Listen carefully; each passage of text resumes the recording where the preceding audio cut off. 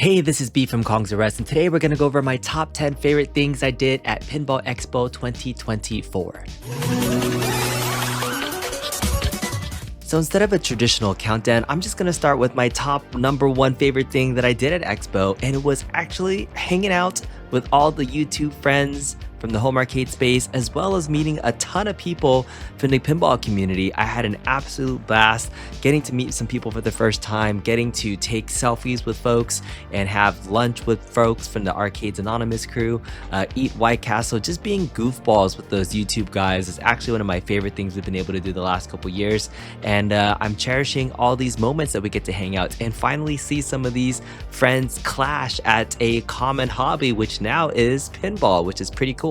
Now, my next favorite moment was something that was special to me. It was actually visiting the Stern Pinball Factory for the very first time and seeing a place where all the magic kind of happens, where all these great pinball machines that I love get made. Getting a nice behind the scenes tour from Zach Sharp, was able to take us behind the factory and see some of the things get made from the beginning, all the wiring, all the parts. It was really unique and special to be able to see that, in my opinion. And it's those experiences that make Pinball Expo really freaking awesome. Now, my third favorite thing I saw at Pinball Expo was something that completely surprised me. It was the Homebrew pinball community. This was something that took me by surprise in terms of how amazing some of these creators are that build these dream machines from scratch. Some of them are reskins and things, but I got to meet several of the designers. Thanks to Joe from Boys Night Out Pinball, walked me around. We did a live stream about this, but we got to see some amazing wow moments happen from these guys. The Borderlands pinball machine with the actuators and the moving playfield was absolutely stunning. The Tony Hawk playfield, the Tony Hawk's Pro Skater was one of the best things that people saw and played at the show. Friday the 13th, I loved the Sonic pinball machine. It was just really cool and inspiring. It kind of actually makes me want to dive into potentially making my own homebrew. And if I did one, I think I might do a fighter theme, something like Macross or Robotech. Sounds like a pretty awesome pinball machine to me. My next favorite thing was probably the belle of the show. The most gorgeous pinball machine that was there was Alice in Wonderland by Dutch Pinball. The lines were long, but was it worth playing? I only got 2 balls to play. I wanted to play it more. It had that floaty feel of Dutch pinball style like Big Lebowski, and it played pretty decent. I didn't get enough time on it though, but it was such a gorgeous playfield. Just the amount of stuff that was inside of it, the 3D molded parts, the side rails for the limited edition or whatever they call it, was just gorgeous to look at. And the artwork, the more I looked at it, the more I started to like it. At first, I wasn't such a fan of Slutty Alice, but I couldn't stop staring at everything, and it eventually kind of picked up. So I am looking forward to playing that game more, but it was one of the best things that I played at Expo. Now, just making it into my top 5 is Ninja Eclipses by Turner Pinball. It was such a great time. I was able to talk and chat with Chris Turner and some of the team at Turner Pinball, learn about Ninja Eclipse and the history, and play it for the first time and really enjoy the game. For an original theme, it played pretty well. You know, the value you get for that pinball machine at its price point. They recently sold all 100 pinball machines, so you can no longer get one, but hopefully I'll be able to play some on location. I look forward to seeing more for what Turner Pinball does, because the innovation they did with the glass lifting up and some of the other things they were able to do at the price point they made it, I'm looking forward to it. So congratulations on selling out.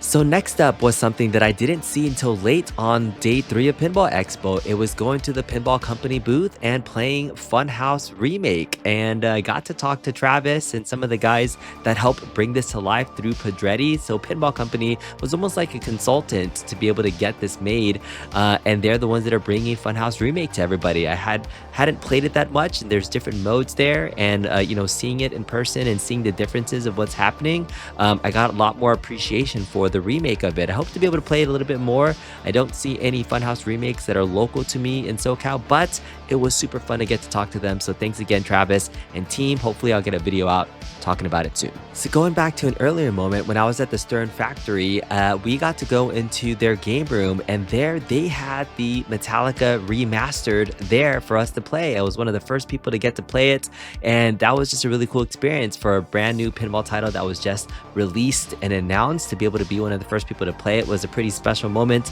They eventually brought it to the floor on day 3 of Expo, and there was a huge long line to play it.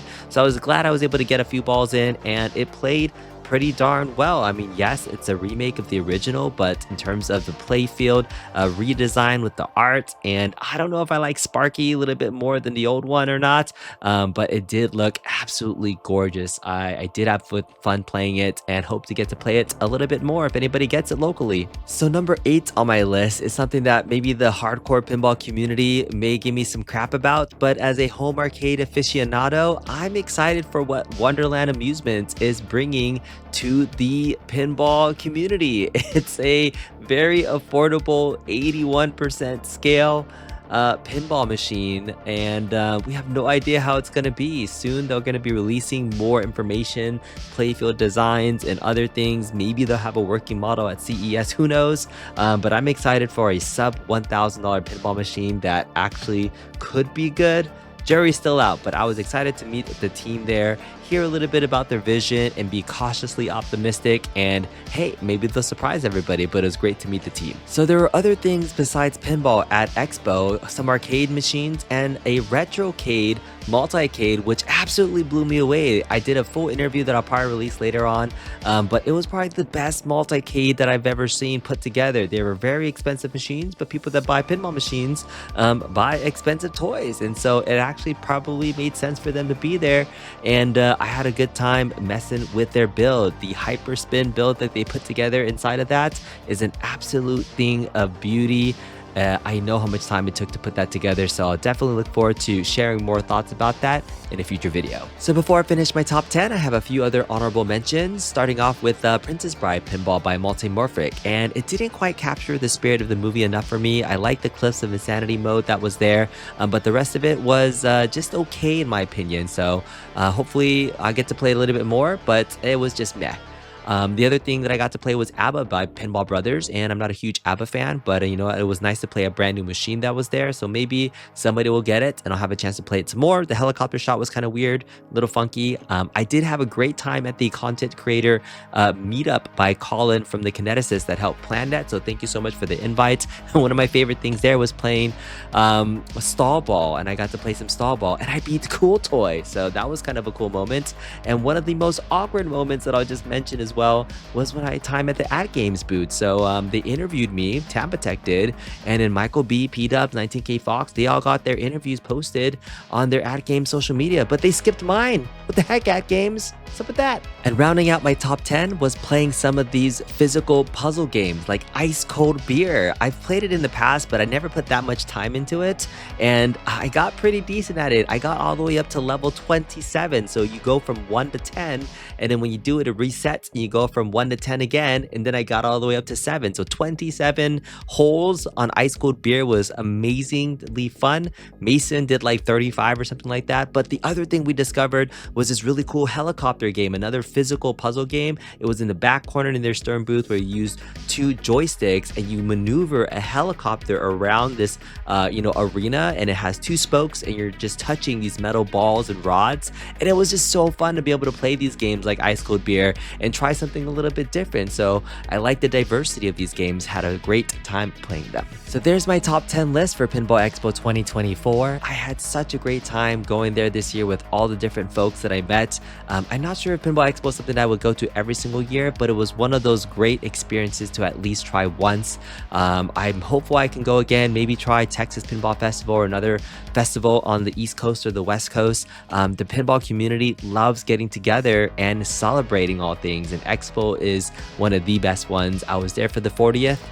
It was pretty awesome. Thanks for watching. See you next time.